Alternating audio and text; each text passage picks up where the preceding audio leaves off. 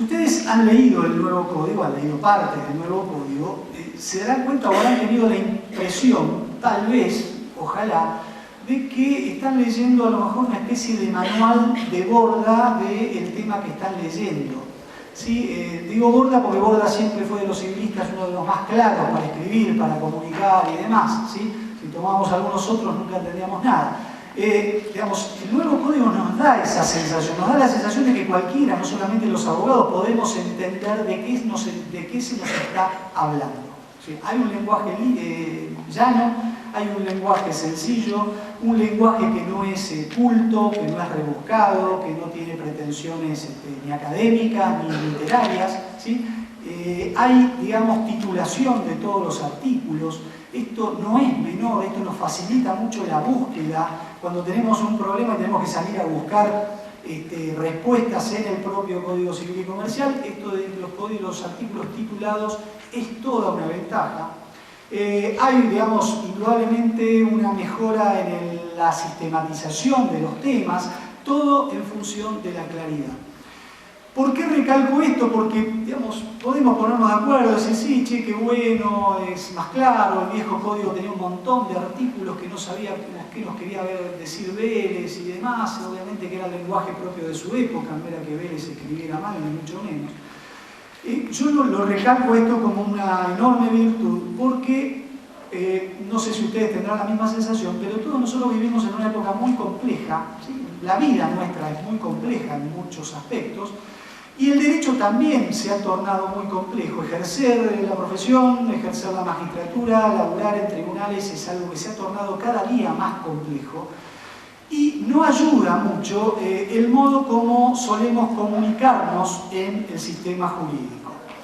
No ayuda mucho a abrir libros de la materia que tenemos que abrir y tener que leer 2 o 3 veces párrafos o páginas porque no logramos entender qué nos está queriendo decir la persona que nos está supuestamente queriendo comunicar algo.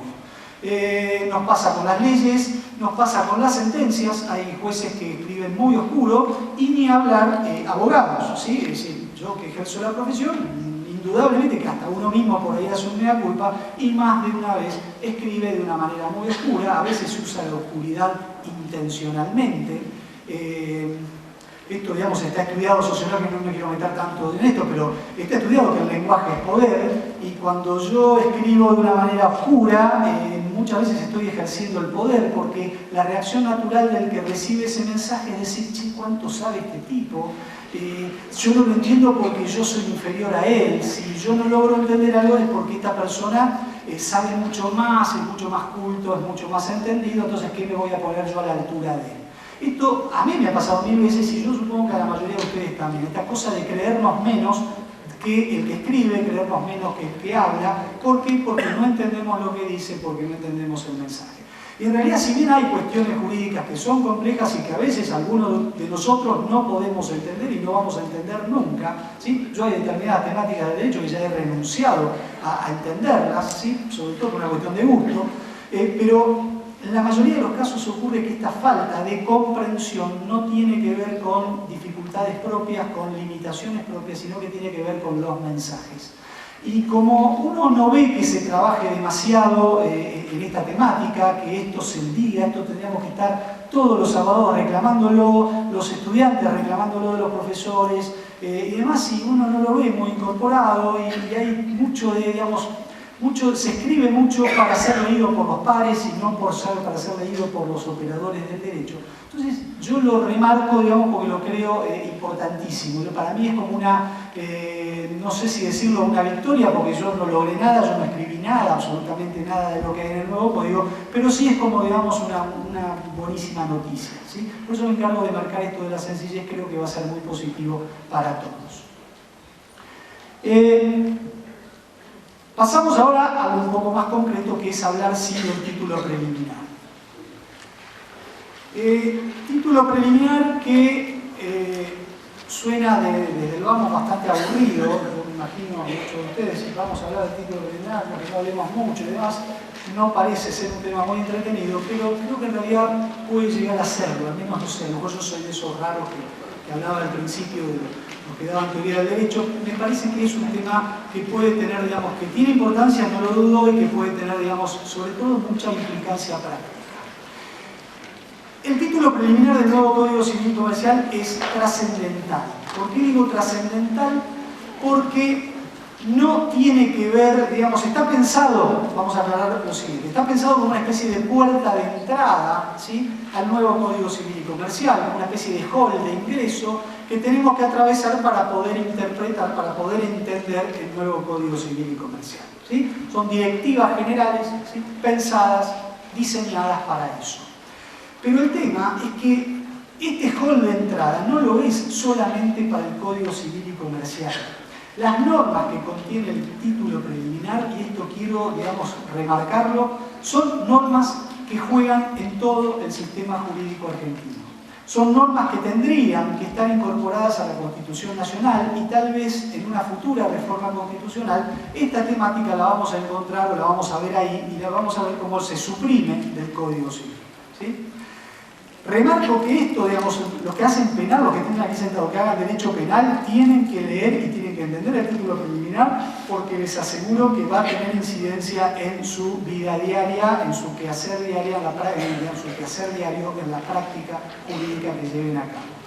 No se agota en el Código Civil, sino que es normativa que hace, si se quiere, a la teoría general del derecho, o, digamos, es común a toda la ciencia jurídica, y que está en el Código. ¿Por qué está en el Código? Bueno, está en el Código porque por una especie de evolución de más de 2000 años, el derecho civil sigue teniendo bajo su órbita algunas cuestiones que hacen al derecho todo, ¿sí? Ustedes recordarán esa enorme, esa larguísima evolución del derecho civil cuando estudiábamos, bastante aburrida de todo lo que había pasado, por los glosadores y demás. Lo cierto es que el derecho civil es lo que ha quedado después de esa larga evolución y ha quedado dentro del mismo esto que se llama el contenido residual. Un conjunto de materias, de cuestiones que no son propias, no son naturales, ¿sí?, al derecho civil, sino que son naturales, propias de todo el sistema jurídico, de todo el ordenamiento jurídico. ¿Está? Entonces, de lo que vamos a hablar en este primer tramo, no tenemos que ser civilistas para que nos interese, ¿sí? No sigo, ni comercialistas, perdón, yo a veces digo Código Civil a seca, dejo afuera a los comercialistas y hoy por hoy ya tenemos que involucrarnos. Esto es para todos en cualquier ámbito del derecho en el que nos desenvolvamos. Este título preliminar se compone de 4 capítulos, ¿sí? Primer capítulo titulado Derechos, segundo capítulo titulado Leyes, tercer capítulo titulado Ejercicio de los Derechos y el último Derechos y Bienes. Vamos a hacer mayor hincapié, yo diría, en los 2 primeros, ¿sí?, porque, digamos, tienen algunas cuestiones más interesantes que abordar. El primero, les dije, habla de derecho. Esto es toda una diferencia con el Código de Vélez, cuyo título preliminar decía de las leyes, ¿sí? Nos hablaba solamente de las leyes. Ahora se habla del derecho. Ustedes dirán, bueno, ¿qué tanta importancia o implicancia práctica puede tener esto? La tiene y mucha. Esto significa el abandono, ¿sí?, realmente está interpretado así, el abandono del positivismo como ideología como corriente de pensamiento, ¿sí?, que sustenta la ley civil. Aunque no lo dijéramos antes, aunque no lo pensáramos, la mayoría de nosotros ha sido formado, al menos en derecho civil, desde un punto de vista positivista. El profesor de derecho civil no es que repetía el Código Civil y comentaba el Código Civil, pero íbamos estudiando instituciones y siempre abrevando en el Código Civil, nunca hablando de algunas cuestiones básicas, más elementales, que son necesarias para poder entender el derecho civil que queremos aprender o que queremos enseñar. Esta denominación derecho, la palabra derecho, implica este cambio. Hoy, digamos, como decía antes, no hay consenso en cuanto a qué es el derecho, ¿sí? En lo que sí hay consenso modernamente en todas las teorías que predominan en la actualidad es en que el derecho no es un sistema de normas, no es solamente equiparable, asimilable a la norma, a la regla. El derecho no es visto hoy por todas las corrientes de pensamiento como un sistema de reglas, sino que está visto en realidad como una práctica social compleja. Si hay una coincidencia que tienen hoy todas las corrientes que se llaman pospositivistas, incluso las teorías críticas del derecho, es el enfocar al derecho como una práctica social compleja, como algo que se hace, como algo que se construye, como algo que se lleva a cabo, ¿sí? Y después, bueno, compuesto de varias piezas, y ahí aparecen las distintas diferencias entre las corrientes. Pero esta idea de titular un capítulo con derecho ya implica un cambio de perspectiva, una mirada distinta del fenómeno de la experiencia jurídica. Ya no lo podemos enfocar como regla, sino que tenemos que ser un poco más amplios y enfocarlo, como algo que se lleva a cabo y que incluso llevamos a cabo nosotros todos los días, ¿sí? Esto mismo, de algún modo, también es derecho. El estar acá trabajando es derecho, es hacer derecho de alguna manera.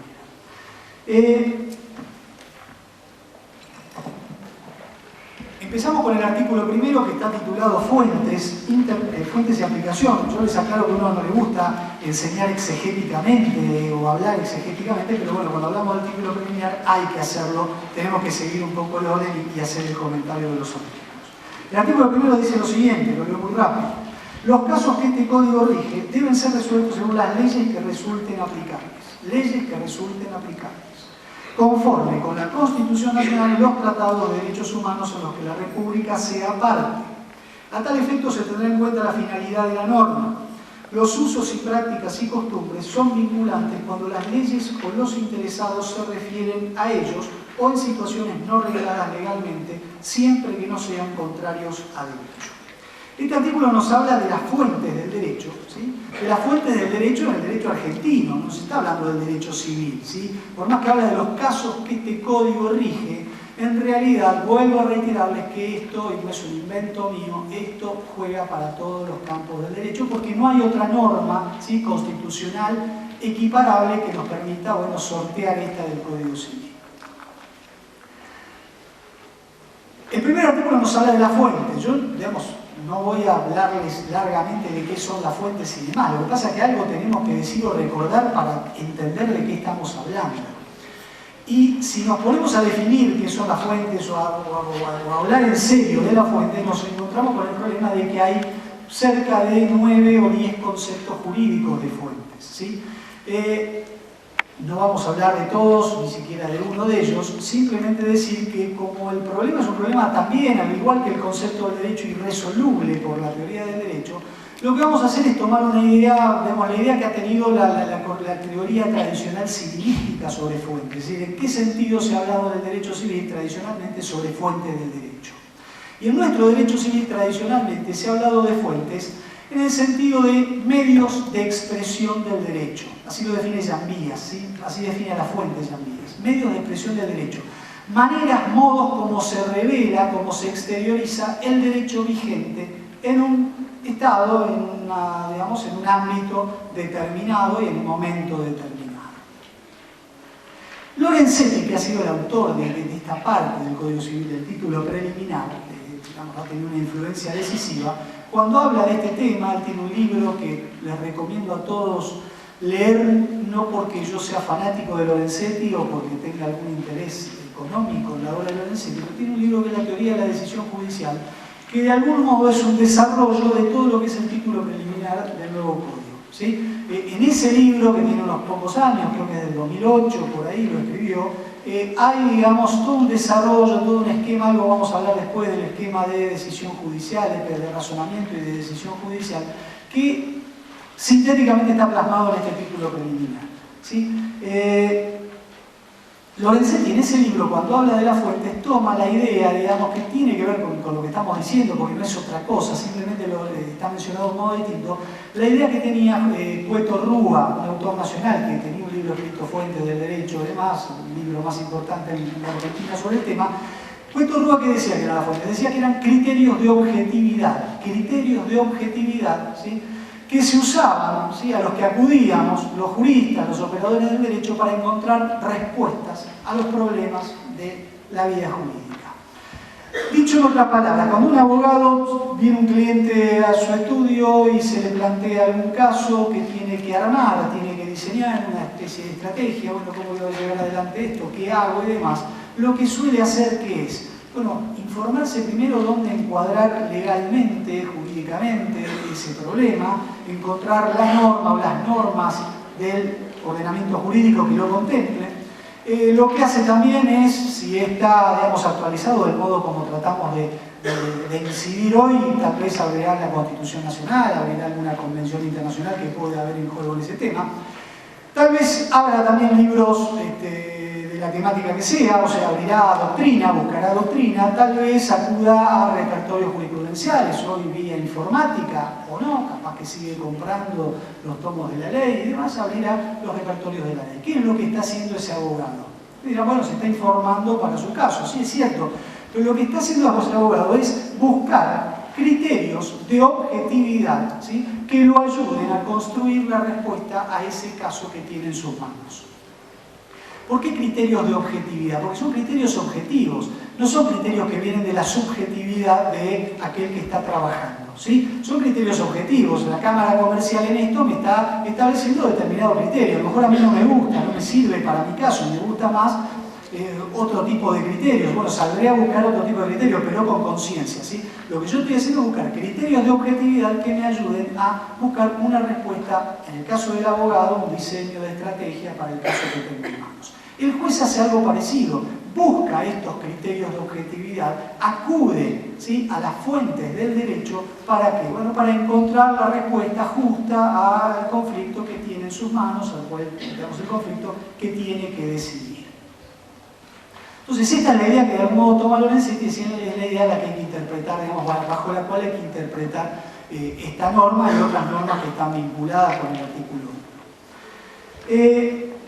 El artículo comienza diciendo los casos que este código rige. Esto ha sido interpretado, creo que con razón, como una virtud del nuevo código, en el sentido de que hablábamos antes de cierto pragmatismo. Es decir, este código no se ocupa de cuestiones académicas, de discusiones filosóficas y demás, sino que se ocupa de casos. El artículo primero arranca diciéndonos los casos que este código rige, ¿sí?, o para solucionar los casos que este código rige, y acude como primer fuente, luego de ello, a las leyes que resulten aplicables, ¿sí? Leyes que resulten aplicables.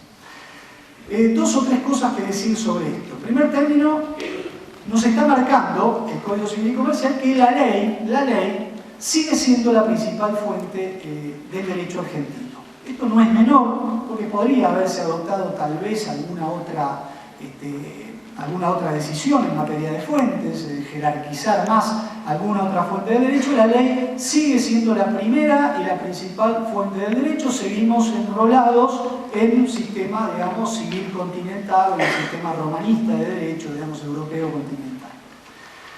Ahora, segundo término, fíjense que el código usa el plural, dice las leyes aplicables. Esto ha sido interpretado en dos sentidos.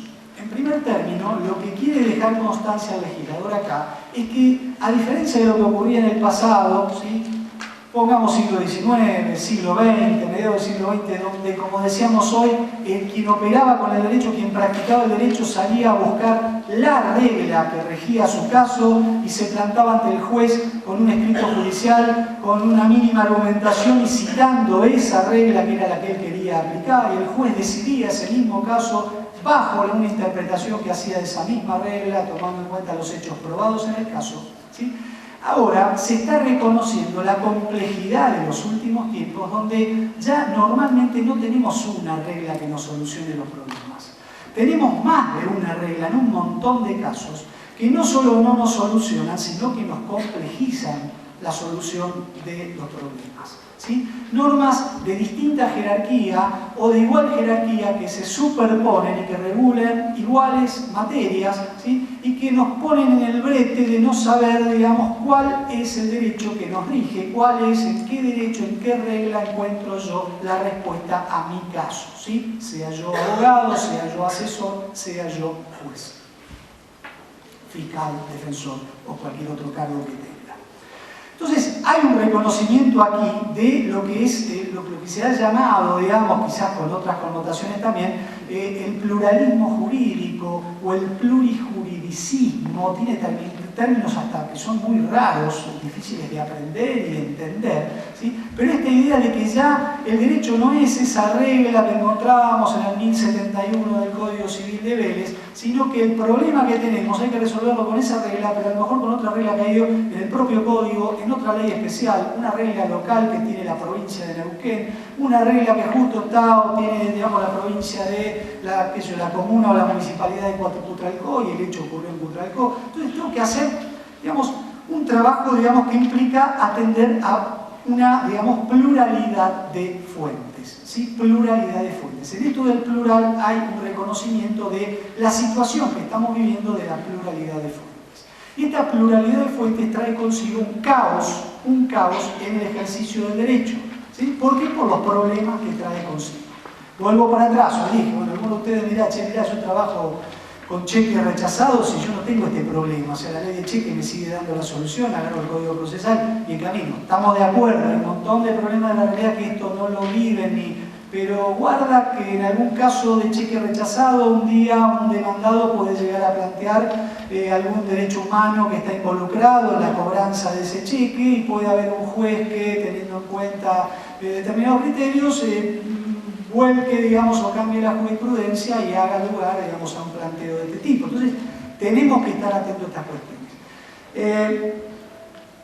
Decía, pluralidad de fuentes, caos por la proliferación normativa. Ustedes habrán escuchado, hay una fórmula muy común que usaba un autor español, García Enterría, que decía, hablaba de un mundo de leyes desbocadas, queriendo reflejar este enorme, perdónenme la expresión y voy a ser muy burdo, pero este enorme despelote normativo que vivimos todos los días en muchas cuestiones que tenemos que afrontar. Lorenzetti, sin usar esa fórmula, habla de la era del desorden, ¿sí? Para graficar o para poner un rótulo a este problema que estamos viviendo de pluralidad normativa.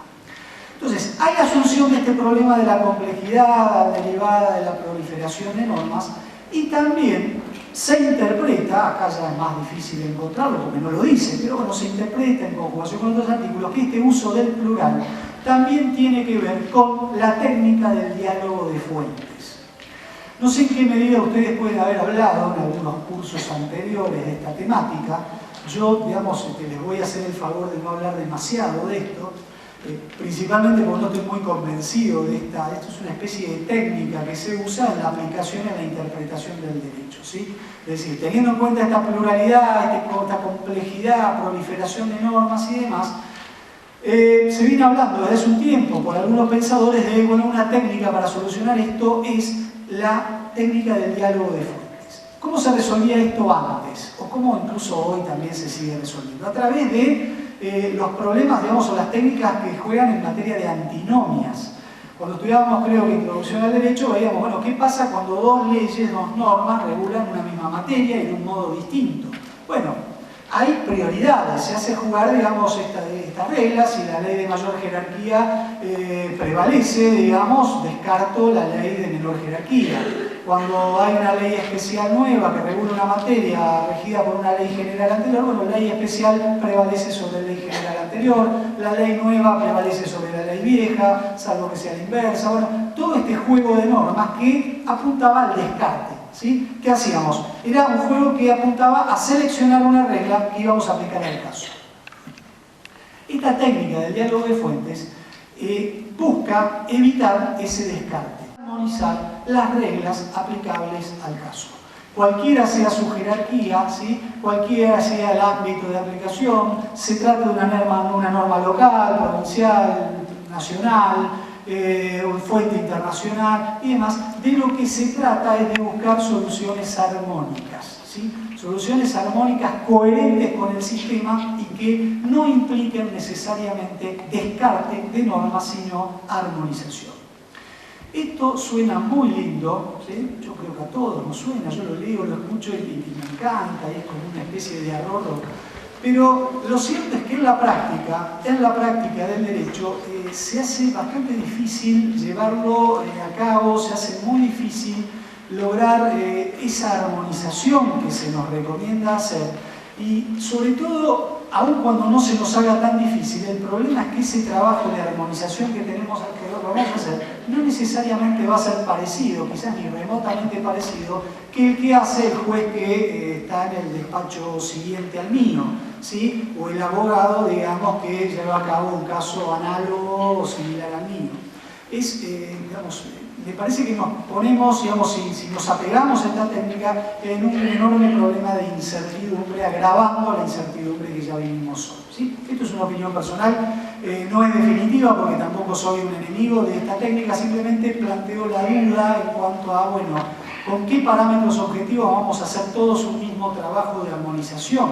Es decir, me parece que esto nos va a dar lugar a una amplitud enorme de interpretación jurídica, en la cual, obviamente, como solemos hacer los abogados, trataremos de buscar, digamos, todo lo que esté a nuestro favor y, bueno, buscaremos mecanismos de armonización, entre comillas, siempre que jueguen a nuestro favor.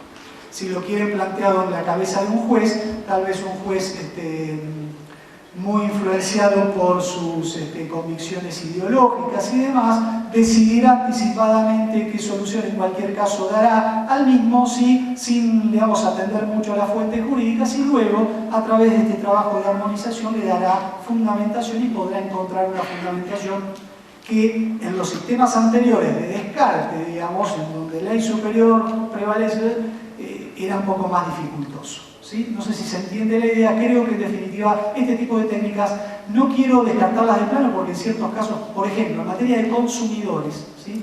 Consumidores, ustedes saben que hay una regla que trae el nuevo Código Civil y Comercial, no me piden el artículo porque no me acuerdo, que nos dice que en materia de consumidores hay que aplicar siempre la ley más favorable al consumidor.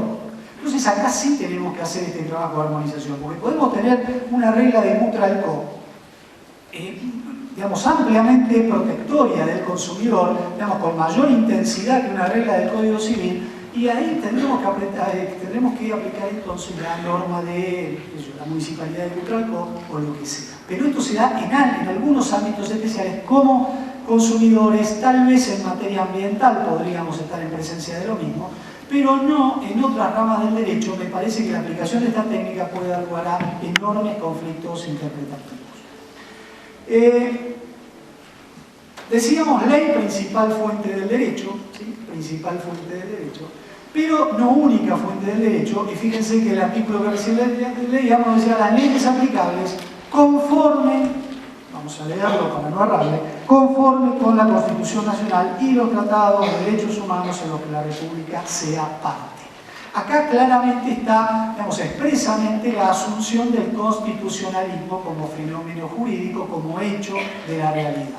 Ya la ley no se interpreta sola, ya la solución no nos la da Vélez anticipadamente, a priorísticamente, está todo resuelto y yo lo único que tengo que hacer es encontrar esa regla y aplicarla a mi caso, sino que la solución está en el ordenamiento jurídico, pero hay que interpretarla conforme a la Constitución Nacional y a los tratados internacionales, de manera tal, y esto es importante tenerlo en cuenta, que ya la práctica del derecho ha dejado de ser encontrar la regla y aplicar la regla, digamos, un modo tradicional, una regla dada a priorísticamente, sino que la práctica del derecho ha pasado a ser construcción del derecho.